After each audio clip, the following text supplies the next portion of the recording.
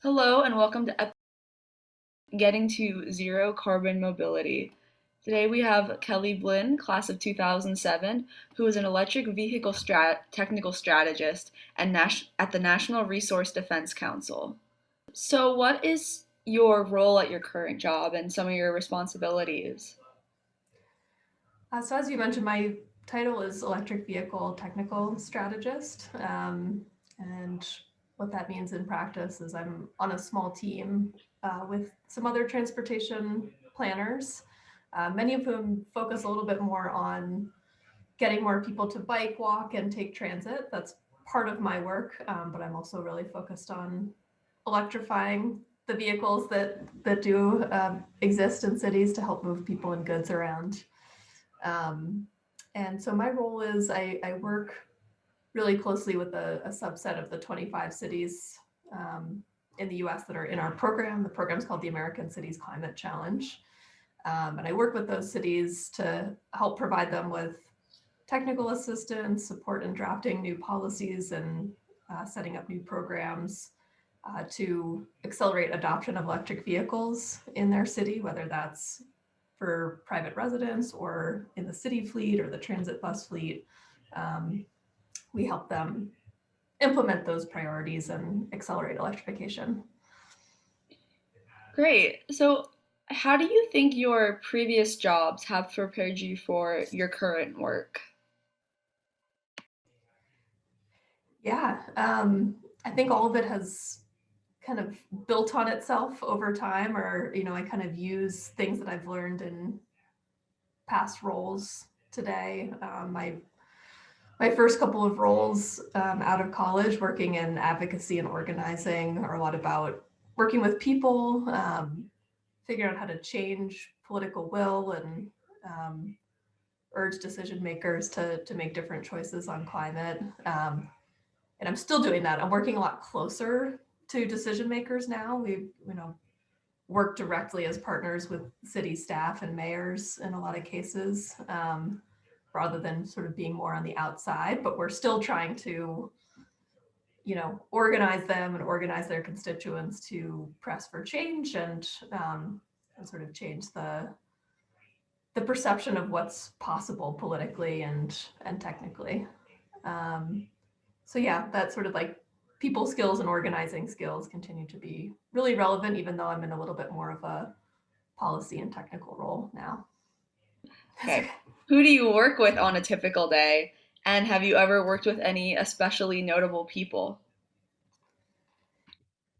Yeah, so day to day, I mostly work with city staff. Though, as I mentioned, on occasion, we do work directly with city mayors and other elected officials, who we report out on progress on our work and ask for their support on moving forward certain priorities.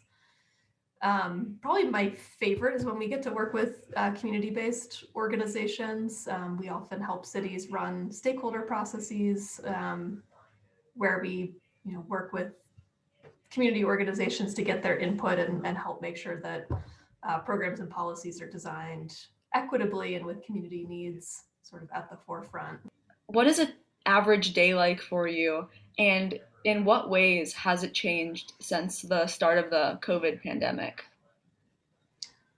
Yeah, my average day is a lot of being on Zoom these days, as I'm sure it's true for many people.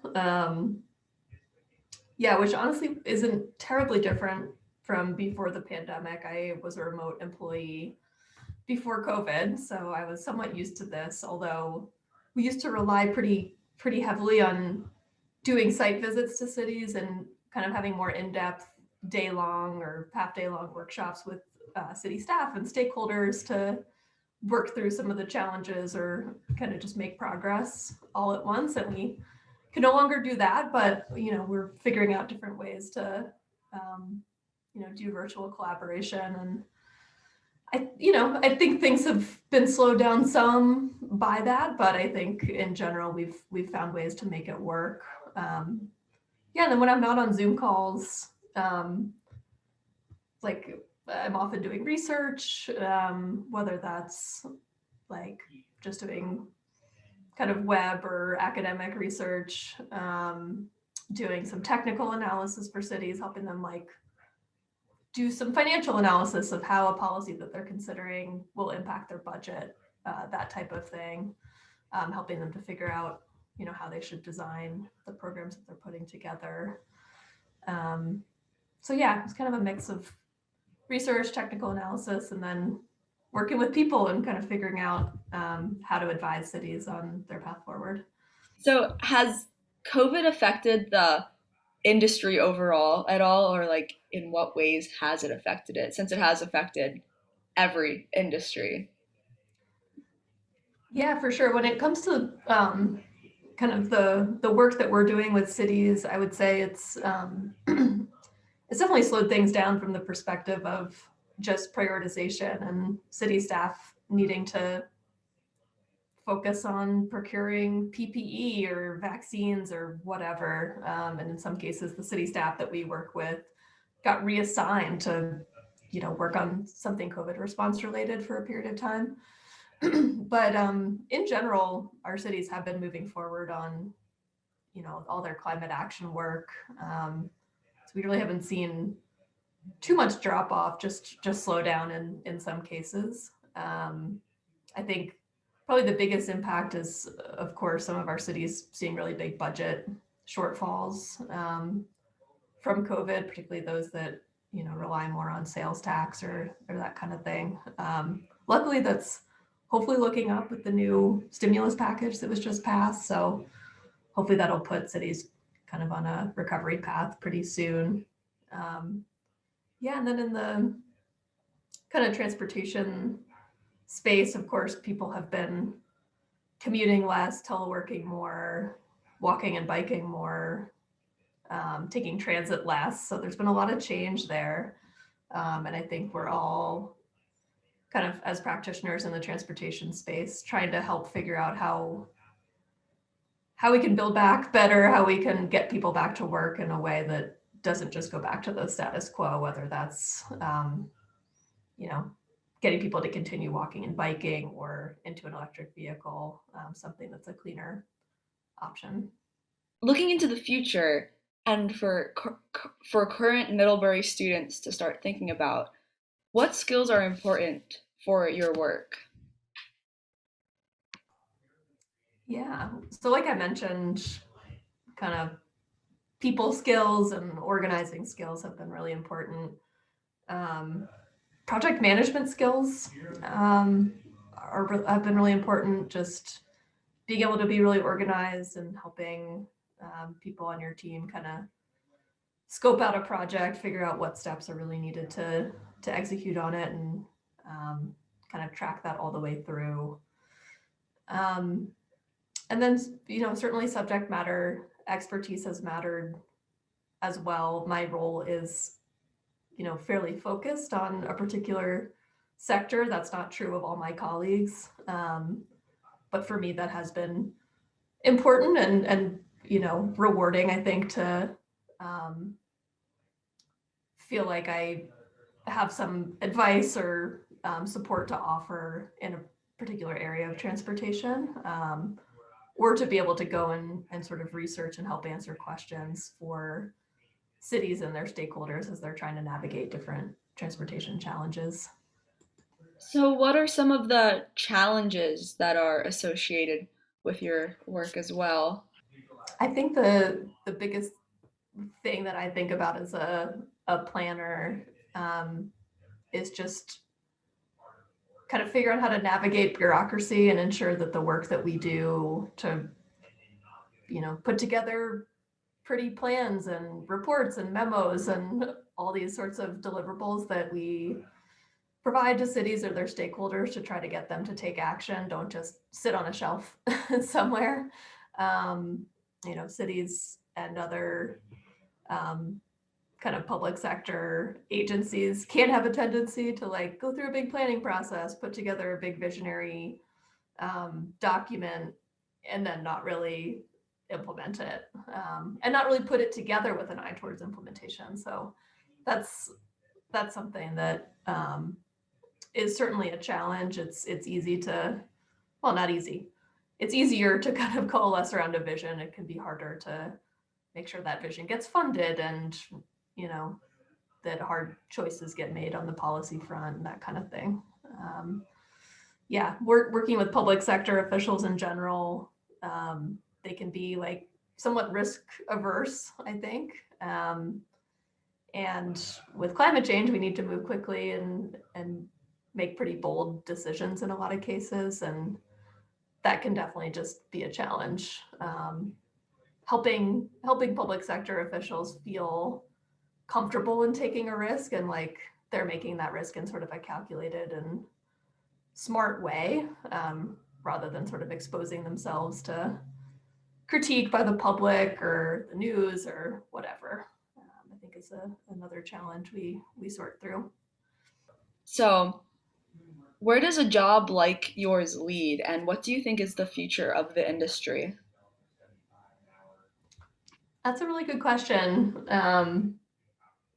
It's interesting as you sort of zoom into different sectors, kind of how many different types of roles there are within even a pretty specific sector. So I went back to school a few years ago for uh, urban planning and transportation, sort of a dual degree. And within those two like closely related fields, there's a lot of different things I could do.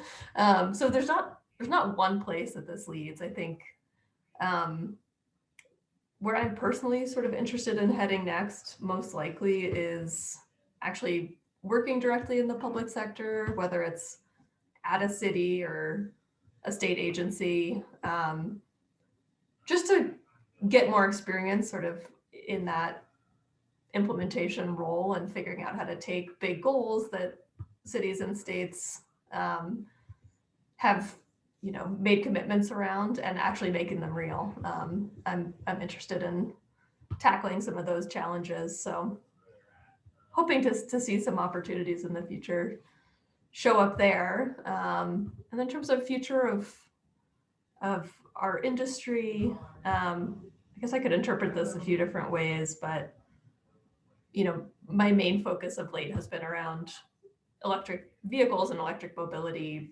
broadly. There's a lot of forecasts around electric mobility really taking off in the coming years and becoming a lot more mainstream, which is really exciting. I think a big focus for the work that I'll be doing and probably a lot of the practitioners that we work with will be trying to ensure that adoption is equitable and that the benefits of clean transportation reach those that have kind of historically been most burdened by transportation pollution. So we're starting to pilot some of those different approaches now. I think there's a lot of work to be done, but I think that's the important work to focus on in the coming years. How do you think we are going to get to zero carbon mobility? And do you think it's possible in our current society and the ways in which we live life? Great question. So ultimately, I think it's both, electrifying every vehicle that moves and making sure that the electricity supply continues to get cleaner and be powered more and more by renewables. And sort of the twin strategy being kind of providing the right carrots and sticks to shift people away from driving their own personal vehicles. I think there's some debate about this in my field about how much of each strategy there needs to be and how much of a role electric vehicles versus say transit, biking, and walking need to play. I think it needs to be both. We're still going to have vehicles no matter what, moving things around, and I don't think it should just be electric vehicles. The best outcomes are going to be if we provide people good alternatives that are more active and involve people sitting in congestion a lot less. So yeah, I think that's how we get there. Specifically, kind of what policies and programs and all that kind of thing kind of depends on the context. But yeah, a lot of it is about shifting investments. In a lot of places where I'm working on a project on the side right now here in Colorado where we're looking at the state's investment plan for 10 years, and they're still planning on expanding highways, even though they have other goals on the books to, try to get people out of cars and lower transportation emissions. So figuring out how to align those, big lofty goals with what they're actually doing is a big key to that. And yeah, we may we may be too late, but I think we definitely have to try. It's difficult on both fronts. People don't replace their vehicles very often. We have sort of like a big lag in the system to be able to transition vehicles over to cleaner fuel sources, and probably even more difficult, changing our housing patterns and our transportation networks is slow work. It takes time to upgrade our transit systems, build more housing close to transit, all these solutions that we know work, but just can't happen overnight. So that's definitely a big challenge ahead of us. What was your entry point into this career path after graduating from Middlebury College in 2007? Yeah, so it started a little bit when I was at Middlebury because I was a environmental studies and geography major, and through geography, I learned about planning, urban and regional planning, and did some internships while I was a Middlebury student in planning. And so I kind of had that idea that that was something that was pretty interesting to me. I then worked at 350 for several years, doing advocacy and organizing work, but kind of still had this like nagging interest in planning and kind of curiosity about it. And so I ended up sort of, I guess, parlaying my organizing and advocacy background into another advocacy job, but that was focused on planning topics. So working at the organization that focuses on transit and land use in the DC area. And that was a really great way to really learn in quite a bit of depth about different topics in urban planning. And then from there, I went back to grad school, which was kind of what set me off on my current path. Yeah, so you went to graduate school. Do you think that is essential for your type of work, or do you think even a doctorate is very useful? Of course, it could be useful, but do you think it's necessary? And feel free to answer totally honestly because it's important for students to know. For sure. Yeah, I definitely meet people that don't have masters or PhDs quite a lot that are in similar roles as me. I think that can just take a little bit more experience, rather than going through a master's program. Um, I will say there are, you know, a fair number of jobs, particularly in the public sector in my field, that having a master's is a minimum requirement. So that was a consideration when I was thinking about going back to school, was just having that many more options available to me as I was looking for jobs and being able to kind of clear those minimum qualifications as needed. Also, the field that I'm in is fairly technical. I did learn a lot in grad school that I use on the job. So it's not to say that you couldn't learn those things on your own. And I did learn a lot kind of coming into grad school and in my previous role, but I'm also grateful for that sort of dedicated time to, once I had spent some time out in a few positions, to be able to go back to school and really focus on learning what I wanted to learn to be able to do what came next in my career. I did a dual degree program at MIT in city planning and transportation that they have available. That's awesome. Yeah, that's so cool. It's like probably MIT is very different from Middlebury, and so you Yes. kind of got both both worlds in your education, which is, I think, very useful. Yeah, my city planning peers were very similar in a lot of ways to Middlebury students. I think planning is like a very interdisciplinary um, subject matter, I guess. So it brings together people that are, pretty well rounded, like a lot of Middlebury students are.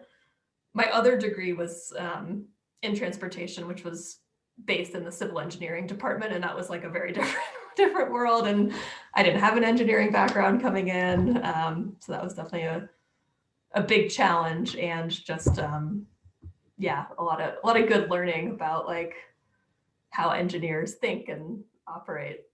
So I'm glad I had that experience, but yeah, it was very different from Middlebury. Yeah, for sure. So, what actions could Middlebury students take now to prepare themselves for a future career in this sort of field? Yeah, I think for me, trying out a lot of different things through internships and fellowships and volunteering were all really helpful. Like I mentioned, I did a couple internships when I was a student that were really helpful.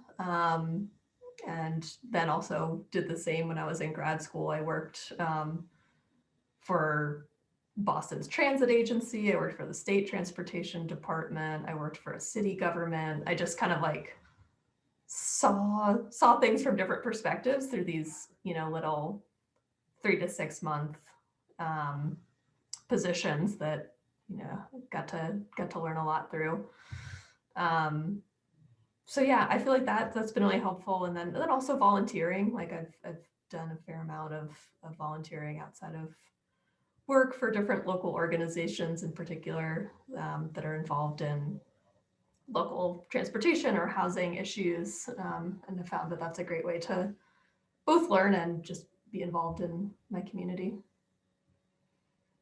Yeah, so you mentioned volunteer work and extracurriculars and those sorts of things. What was some of the knowledge that you gained from those experiences at Middlebury, even including some specific classes, if you have any that really stick out to you? And just what sorts of knowledge did you gain from these events in your life? Yeah, like I mentioned, my geography courses were definitely pretty influential and piqued my interest in planning. And so much of the environmental studies curriculum and geography end up kind of using Middlebury and Vermont as sort of like the local case study, or yeah, or doing kind of service learning to engage with the community. And that had an impact on me just because I came from a more kind of suburban, sprawling place in Pennsylvania near Philadelphia. And coming to Vermont and living in a kind of walkable town like Middlebury, and a state that had done some pretty smart land use planning and avoided a lot of the sprawl that existed where I grew up, was kind of like a light bulb a little bit. So just that experience of being in Vermont and studying it was also pretty influential. GIS was definitely an important skill to learn. It was like the most practical thing I learned at Middlebury, and I still use it. It's definitely a key tool for planners. So that I'm glad that I went through the ringer on some of those courses. That can be pretty tough. And then certainly all the organizing work that we did as students with Sunday Night Group. I was part of a group of students that I think we like maybe made it our own J-term class or an independent study to develop kind of like a proto carbon neutrality plan that we presented to the trustees back in, I guess, 2006 or 7. And that was a really great learning experience to try to, figure out what steps were going to be needed and how they could sort of define success and figure out a pathway to get there. So that was a little bit more self-directed than a particular class, but was definitely really influential. What is your biggest advice to current Middlebury students? I look around at my close friends now, and they're without exception and like very rewarding careers that really match their interests and skills and background. It just in some cases took some of them longer to figure out what that was. So yeah, I just wouldn't worry too much. I think experimentation is good, go with your gut. If you're interested in trying out an internship or a particular position, try it out for a few years or a year or whatever. I think some of the conventional wisdom around resume gaps or looking like you jumped around a lot, I don't know if that matters so much anymore. I think my generation and yours, I think are just going to hold a lot more jobs than our parents. So, yeah, I think those would be my biggest advice. And yeah, just to figure out what you're really passionate about, what issue, and then what you have to offer it. I think it took me a while to figure out, like, I really care about a lot about climate change, but I'm not necessarily like a lifelong activist, and figuring out how I could contribute to that movement in sort of a way that I'm maybe better suited to, has been a really good shift. And I think you all will figure that out on your own journey. So don't think there's one size fits all, I guess is what I'd say.